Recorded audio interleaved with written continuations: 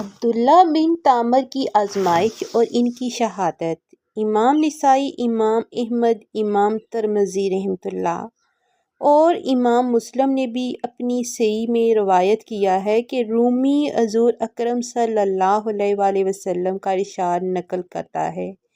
ان نقول میں کسی قدر کمی یا زیادتی ہے، مگر ہم خلاصہ نقل یوں ہے کہ کوئی بڑا جلیل القدر بادشاہ تھا۔ اس کے یہاں ایک کاہن یا ساحر جادوگر تھا جو اپنے فن میں کمال رکھتا تھا۔ اس کی سلطنت گویا ایسی تھی کہ جادو کے بل بوتے پر قائم تھی۔ بادشاہ کے دشمنوں کو وہ اپنے جادو کے زور سے ہلاک کر دیتا تھا۔ لڑنے جھگڑنے کی ضرورت نہ پڑتی تھی۔ امرائے سلطنت اور ارکان دولت اگر بادشاہ سے ناراض ہوتے یا سرتابی کرتے تو یہ اپنے جادو سے ان کا رخ بادشاہ کی طرف موڑ دیتا تھا۔ اس طرح وہ ہر کام جادو سے کرا لیتا تھا۔ جب وہ جادوگر بوڑھا ہو گیا اور اس کو اپنی زندگی سے نا امیدی ہوئی تو اس نے بادشاہ سے عرض کیا کہ میں بوڑھا ہو گیا ہوں، میری عمر اخیر ہونے کو ہے، آپ کوئی ذہین اور سمجھدار لڑکا میرے سپرد کر دیں تاکہ میں اس کو اپنا علم سکھا دوں، تاکہ میرے بعد وہ آپ کے امور سلطنت کو درست رکھے۔ چنانچہ بادشاہ نے ایک عاقل اور ہوشیار لڑکا اس کے حوالے کر دیا۔ وہ لڑکا اس جادوگر کے پاس صبح و شام حاضر ہونے لگا اور جادو کا فن سیکھنے لگا۔ راستے میں ایک راہب درویش اپنے عبادت خانے میں تھا۔ معمر راوی کرتے ہیں کہ اس وقت راہب لوگ اپنے اصلی دین عیسوی پر قائم تھے۔ ایک دن اس لڑکے نے دیکھا کہ وہ بہت سے لوگ عبادت خانہ سے نکل رہے ہیں۔ اس لڑکے نے معلوم کیا کہ یہاں کون رہتا ہے۔ لوگوں نے بتایا کہ یہاں ایک راہب عابد رہتا ہے۔ یہ سن کر وہ لڑکا بھی اس راہب کے پاس پہنچا۔ اس کی باتیں سنی۔ راہب کی باتوں سے اس کا قلب متاثر ہوا۔ راہب نے اس لڑکے کو دین حق اور توحید کی تعلیم دینی شروع کر دی۔ وہ لڑکا ایمان لے آیا۔ یہ لڑکا جادوگر کے پاس جاتے ہوئے راستے میں راہب کے پاس ٹھہر جاتا تھا اور دیر ہو جانے کی وجہ سے جادوگر اس لڑکے پر غصہ ہوتا تھا اور زد و کوب کرتا۔ لڑکا کہہ دیتا کہ مجھے گھر میں دیر ہو گئی۔ آخر جادوگر نے بادشاہ کے پاس شکایت کی۔ بادشاہ نے لڑکے کو تاکید کی کہ ساحر کے پاس سویرے پہنچا کرو۔ اس کے درباریوں نے کہا کہ یہ لڑکا سویرے گھر سے آتا ہے اور راستے میں دیر کرتا ہے۔ تو بادشاہ نے ساحروں کو یہ خیال کیا کہ کھیل میں لگ جاتا ہے اس لیے دیر سے پہنچتا ہے۔ اس لیے دونوں نے لڑکے کو خوب تنبیہ کی، لیکن لڑکا درویش کے پاس جاتا رہا۔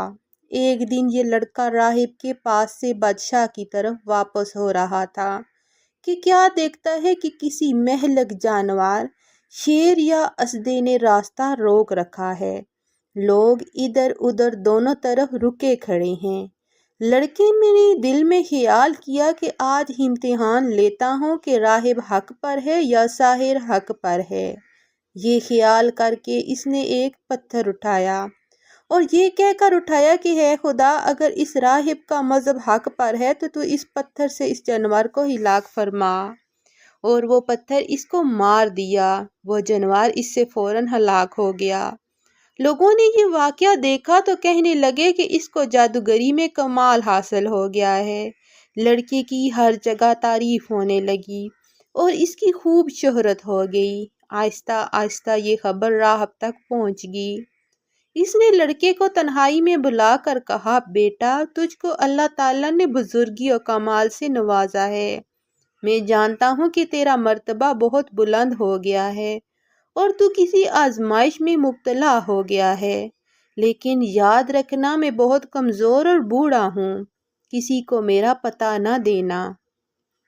لڑکے سے قول و قرار لے کر راہب مطمئن ہو گیا۔ ادھر راہب کی صحبت میں انجیل مقدس کی تلاوت و اتباع کی برکت سے حق تعالیٰ نے اس لڑکے کو ولایت عظمیٰ سے نوازا۔ یہاں تک کہ کوڑی، مادرزاد و نابینا اور لا علاج مریض اس لڑکے کی دعا سے شفا یاب ہونے لگے۔ لڑکا خوب مشہور ہو گیا۔ اس شہرت کو سن کر اس بادشاہ کا نابینا مصاحب اس کے پاس آیا اور خوب تحفے نذرانے پیش کر کے عرض کیا کہ مجھ پر بھی توجہ فرمائیے اور میری آنکھیں بھی اچھی کر دیجیے۔ لڑکے نے کہا کہ مجھے کوئی نذرانہ ہدیہ درکار نہیں اور شفا میرے ہاتھ میں نہیں ہے، اللہ تعالیٰ شفا دینے والا ہے۔ اگر آپ اللہ وحدہ لا شریک پر ایمان لائیں اور شرک و بت پرستی سے توبہ کر لیں تو میں اللہ سے دعا کروں گا کہ پروردگار عالم آپ کی بینائی واپس فرما دے۔ وہ اندھا اسی وقت مجلس میں مشرف با ایمان ہوا اور لڑکے نے دعا کی اور اس کی آنکھیں روشن ہو گئیں۔ معمول کے مطابق جب یہ شخص بادشاہ کی مجلس میں حاضر ہوا تو بادشاہ کو اس کی بینائی پر تعجب ہوا۔ اس سے معلوم کیا کہ میری مملکت کے تمام معالج تیری آنکھ کے علاج سے عاجز ہو گئے تھے، آخر تجھ کو کس سے شفا ملی؟ مصاحب نے کہا کہ میرے پروردگار نے اپنی قدرت سے مجھے بینائی عطا فرمائی ہے۔ بادشاہ نے کہا کہ تیرے سوا تیرا پروردگار کون ہے؟ مصاحب نے کہا کہ میرا، آپ کا اور اس ساری کائنات کا پروردگار وہ اللہ ہے جس نے ساری مخلوق کو پیدا کیا ہے۔ بادشاہ غضبناک ہوا اور اس مصاحب کو سخت سزا دی اور پوچھا کہ یہ عقیدہ تجھ کو کس نے سکھایا؟ سختی سے گھبرا کر اس نے لڑکے کا نام بتا دیا۔ بادشاہ نے لڑکے کو بلایا اور کہا کہ تجھ کو میری پرورش اور میرے جادوگر کے فیض سے یہ کمال حاصل ہوا ہے۔ لڑکے نے کہا میرے اور آپ کے اور جادوگر کے ہاتھ میں شفا نہیں ہے، یہ اللہ کی قدرت پر موقوف ہے۔ بادشاہ سخت ناراض ہوا اور اس کو کڑی سزا دلوائی اور کہا کہ یہ لڑکا بہت غائب رہتا تھا، معلوم ہوتا ہے یہ کسی جگہ جاتا تھا، وہاں اس کے خیالات بدل گئے۔ جادوگر نے دربار میں حاضر ہو کر عرض کیا کہ یہ لڑکا مدت سے غائب ہے، میرے پاس نہیں آتا۔ بادشاہ نے کہا اس سے سختی سے پوچھا جائے کہ یہ مدت سے کہاں رہا اور کس کے پاس آتا جاتا ہے۔ جب سختی حد سے بڑھ گئی تو لڑکے نے مجبور ہو کر گوشہ نشین راہب کا نام بتا دیا۔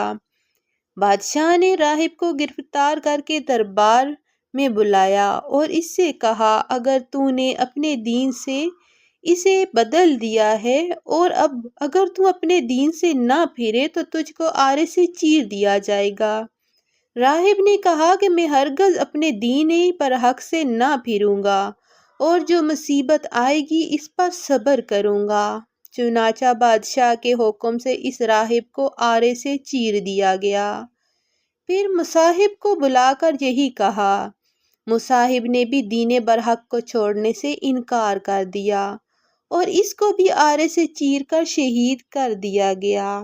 پھر لڑکے کو بلا کر سمجھایا گیا کہ اگر تجھ کو زندگی محبوب ہے تو باز آ جا، ورنہ تو ان دونوں کا انجام دیکھ چکا ہے، تیرا حشر بھی یہی ہوگا۔ لڑکے نے بادشاہ کی بات ماننے سے انکار کر دیا تو بادشاہ نے چند آدمیوں کو حکم دیا کہ اس لڑکے کو پہاڑ کی چوٹی پر لے جاؤ اور اس کو خوب سمجھاؤ، اگر مان گیا تو اس کو بڑا مقام دوں گا اور اپنا مصاحب بنا لوں گا، اور اگر یہ باز نہ آیا تو پہاڑ کی چوٹی پر سے اس کو دھکیل دینا تاکہ اس کے اعضاء پاش پاش ہو جائیں۔ جب اس کو پہاڑ پر لے گئے اور سمجھایا دھمکایا تو لڑکے نے اللہ سے اپنی حفاظت کی دعا کی۔ اسی وقت پہاڑ پر زلزلہ پیدا ہو گیا اور شاہی لوگ پہاڑ پر سے گر کر ہلاک ہو گئے۔ لڑکا بعافیت گھر واپس آ گیا۔ بادشاہ نے پوچھا کہ وہ لوگ کہاں ہیں جو تجھ کو لے گئے تھے؟ لڑکے نے جواب دیا کہ میرے پروردگار نے ان کے شر سے میری حفاظت کی اور ان کو ہلاک کر دیا۔ بادشاہ نے دوسرے چند آدمیوں کو حکم دیا کہ اس لڑکے کو ایک کشتی میں سوار کر کے دریا میں لے جاؤ، یہ اپنے دین سے باز آئے تو بہتر ورنہ دریا میں پھینک دو۔ چنانچہ وہ اس کو دریا میں لے گئے اور سمجھایا۔ لڑکے نے پھر دعا کی تو کشتی الٹ گئی اور شاہی لوگ غرق ہو گئے اور لڑکا صحیح و سالم واپس آ گیا۔ بادشاہ نے ماجرا پوچھا تو لڑکے نے پورا قصہ سنا دیا۔ اس لڑکے نے کہا، ہے بادشاہ تو مجھے مار نہیں سکتا، ہاں تجھ کو میرا قتل ہی مقصود ہے تو اس کی تدبیر میں بتاتا ہوں، اگر وہ تدبیر اختیار کرے گا تو مجھے مار سکے گا۔ بادشاہ نے تدبیر پوچھی تو لڑکے نے کہا، اس شہر کے تمام لوگوں کو شہر سے باہر ایک میدان میں جمع کر لے اور مجھ کو جب بادشاہ کی ہر تدبیر ناکام ہو گئی تو لڑکے نے اس سے کہا، اگر تم مجھے مارنا چاہتے ہو تو اس کا ایک ہی طریقہ ہے، وہ یہ ہے کہ تم سب لوگوں کو ایک میدان میں جمع کر کے مجھے سولی پر چڑھاؤ اور اپنے ترکش سے تیر نکال کر کمان میں چڑھا دو، پھر یہ کہو کہ اس اللہ کے نام پر جو اس لڑکے کا پروردگار ہے، پھر اس تیر سے میرا نشانہ لگاؤ۔ بادشاہ نے ایسا ہی کیا، تیر اس لڑکے کی کنپٹی پر جا لگا اور وہ شہید ہو گیا۔ لوگوں نے جب یہ منظر دیکھا تو بہت سے لوگ ایمان لے آئے۔ اس پر بادشاہ نے ان کو سزا دینے کے لیے سڑکوں کے کناروں پر خندقیں کھدوا کر اس میں اور حکم دیا کہ جو کوئی توحید کے دین کو نہ چھوڑے اسے ان خندقوں میں ڈال دیا جائے۔ چنانچہ ایمان والوں کی ایک بہت بڑی تعداد کو زندہ جلا دیا گیا۔ ان سب کو اللہ تعالیٰ نے ایسی ہمت عطا کی کہ کوئی بھی ایمان چھوڑنے پر راضی نہ ہوا۔ ان میں سے ہر ایک نے آگ میں جل کر شہید ہونا قبول کر لیا۔